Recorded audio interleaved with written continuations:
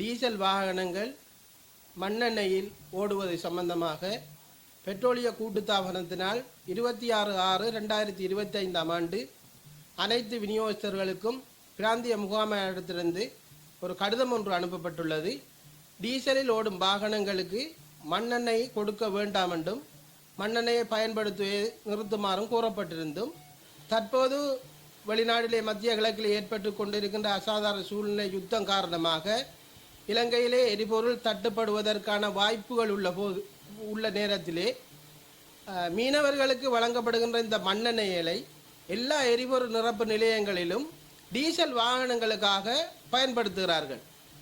ஒரு காலத்திலே 6 மாதங்களுக்கு முற்பட்ட காலத்தில் ஒரு எரிபொருள் நிரப்பு நிலையத்துக்கு மட்டுப்படுத்தப்பட்ட மண்ணெண்ணெய் மாத்திரம் வழங்கப்பட்டது. மட்டுப்படுத்தப்பட்ட மண்ணெண்ணெய் வழங்கப்பட்டது. ஒரு எரிபொருள் நிரப்பு நிலையத்துக்கு மாதம் ஒன்றுக்கு 1 மண்ணெண்ணெய் ஓட்டு என்ற அடிப்படையிலும் சில மீனவர்கள் அண்டிய பிரதேசங்களிலே இருக்கின்ற எரிபொருள் நிரப்பு நிலையங்களுக்கு 2 லோட் என்ற அடிப்படையிலும் வழங்கப்பட்டது.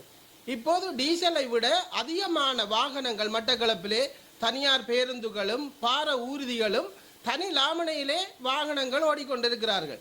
இதனால் பாதிக்கப்பட போவது மீனவர்கள். வெளி இயந்திர படகு உரிமையாளர்கள் இலங்கையிலே மண்ணெண்ணெய் தீர்ந்து போனால் டீசலிலே அவர்களுடைய வெளி இயந்திர படகுகளை செலுத்த முடியாது. ஆனால் மண்ணெண்ணெய் கொண்டு டீசல் வாகனங்களை செலுத்தி செல்கிறார்கள். கரடினாரிலே நின்று ஒரு நாளைக்கு செக் பண்ணினால் தெரியும் எத்தனை பார ஊர்திகள் மண்ணெண்ணெயிலே ஓடுகின்றது என்பதனை. அதே மாதிரி தனியார் பேருந்துகளும் எத்தனை விதமான பேருந்துகள் தனி மண்ணெண்ணெயிலே ஓடுகின்றன. இதனால் பாதிக்கப்பட போவது மீனவர்கள் தான். வடகிழக்கை பொறுத்த மட்டிலே நவம்பர் மாதத்திலிருந்து மார்ச் மாதம் வரைக்கும் கடலினுடைய சீற்றம் காரணமாக மீனவர்கள் கடலுக்கு செல்ல முடியாது. வெள்ளத்தினால் பாதிக்கப்பட்ட மீனவர்கள் அரசாங்கத்தால் அறிவிக்கப்பட்ட பல நிவாரணங்கள் அறிவிக்கப்பட்ட போதிலும் மட்டக்களப்பு மாவட்டத்தில் மீனவர்களுக்கான நிவாரணங்கள் எதுவும் வழங்கப்படவில்லை. உலருணவு உதவியாக இருக்கலாம் அல்லது வெள்ளத்தால் பாதிக்கப்பட்ட நிதியாக இருக்கலாம், எதுவும் வழங்கப்படவில்லை. இப்போது மீனவர்கள் கடலுக்கு செல்லுகின்ற காலம் இந்த மார்ச் மாதத்திலிருந்து நவம்பர் மாதம் வரைக்கும் மீனவர்கள் கடலுக்கு செல்லுகின்ற காலம். இந்த காலத்திலே மீனவருக்கு வழங்கப்படுகின்ற மண்ணெண்ணெய்களை டீசல் வாகனங்களுக்கு வழங்கினால் இதனால் பாதிக்கப்பட போவது மீனவர்கள் தான். கடந்த அரசாங்கத்திலே கடத்தொழில் அமைச்சராக இருந்த கௌரவ டக்ளஸ் தேவானந்தா மீனவர்களுக்கான சலுகைகளை வழங்கியிருந்தார். மண்ணெண்ணெய் மானியம் வழங்கியிருந்தார், வீடுகள் வழங்கியிருந்தார், சாத்துகள் வழங்கப்பட்டிருந்தது. இந்த அரசாங்கத்தில் மீனவர்களுக்காக எதுவும் வழங்கப்படவும் இல்லை. இவ்வாறான மண்ணெண்ணெயையும் டீசல் வாகனங்களுக்கு பயன்படுத்துவதற்காக தொடர்ந்து நீங்கள் எல்லா எரிபொருள் நிரப்பு நிலையங்களுக்கும் ஒரு கட்டுப்பாடின்றி விநியோகம் செய்தால் எதிர்வரும் மாதத்திலே நிச்சயமாக மீனவர்கள் மண்ணெண்ணெயின்றி கடலுக்கு செல்ல முடியாத அசாதாரண சூழ்நிலை ஏற்படும்.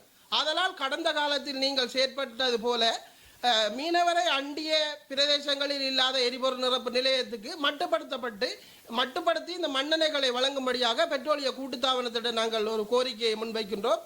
அத்தோடு மட்டக்களப்பு மாவட்டத்தினுடைய கட்டுப்படுத்துவதற்கு நீங்கள் துரித விசாரணைகளை மேற்கொள்ளுங்கள் அல்லது போலீசாரோடு சேர்ந்து மட்டக்களப்பு மாவட்டத்தினுடைய அரசாங்க அதிபருடைய கண்காணிப்பு கீழ் அரசு உத்தியோகத்தர் இருவரை இணைத்து போலீசாரோடு இணைந்து வீதி சோதனை சாவடிகளை செய்து இந்த மண்ணெண்ணெயிலே ஓடுகின்ற வாகனங்களை நீங்கள் கண்டறிந்து அதற்கான நடவடிக்கைகளை எடுங்கள். டீசல் விநியோகத்தை விட டீசலுடைய விற்பனையை விட இன்றைய மட்டக்களப்பு மாவட்டத்திலே அதிகரித்திருக்கின்றது மண்ணெண்ணெய் வியாபாரம். இது சம்பந்தமாக பெட்ரோலிய கூட்டுத்தாபன பிராந்திய முகாமையாளர் எல்லா விநியோகஸ்தர்களுக்கும் கடிதம் அனுப்பியும் அந்த கடிதத்தை கருத்தில் கொள்வதில்லை. சில எரிபொருள் நிரப்பு நிலையங்களிலே கேனிலே மண்ணெண்ணெயை கொடுக்காமல் டீசல் வாகனங்களுக்கு மண்ணெண்ணெயை அந்த செட்டிலே வைத்து டீசல் வாகனங்களுக்கு நிரப்பி அனுப்புகிறார்கள். இப்படி பல பதிவுகள் இங்கே இடம்பெற்றுக் கொண்டிருக்கின்றன. ஆதலால் நாங்கள் மட்டக்களப்பு மாவட்டத்தினுடைய அரசாங்க அதிபர்கிட்ட வினயமாய் கேட்டுக்கொள்கின்றோம். போலீசாரை மட்டும் நம்பி நீங்கள் இந்த பணியை போலீசாரிடத்திலே ஒப்படைக்க வேண்டாம்.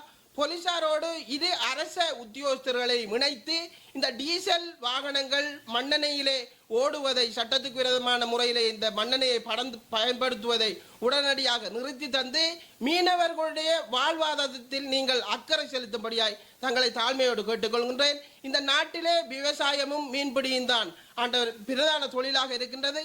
ஆதலால் தயவு செய்து இந்த மீனவர்களையும் விவசாயிகளை நீங்கள் பாருங்கள்.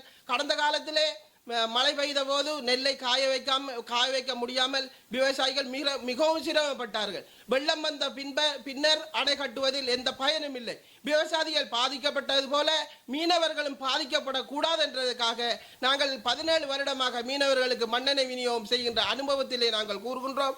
எங்களுடைய எரிபொருள் நிரப்பு நிலையத்திலே மீனவர்களுக்கான மண்ணெண்ணெய் ஒயில் கலந்துதான் வழங்கப்படுகின்றன. ஒயில் கலக்கப்பட்ட மண்ணெண்ணெய் ஒருபோதும் வாகனங்களுக்கு பயன்படுத்த முடியாது.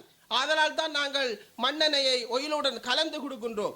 இங்கே வாழைச்சேனையிலே காவர் இருக்கின்றது, கழுவங்களிலே மீனவர்களுக்கான எரிபொருள் நிரப்பு நிலையம் அமைக்கப்பட்டிருக்கின்றது, பாளையமடுவிலும் மீனவருக்கான மண்ணெண்ணெய் நிரப்பு நிலையங்கள் அமைக்கப்பட்டிருக்கின்றது.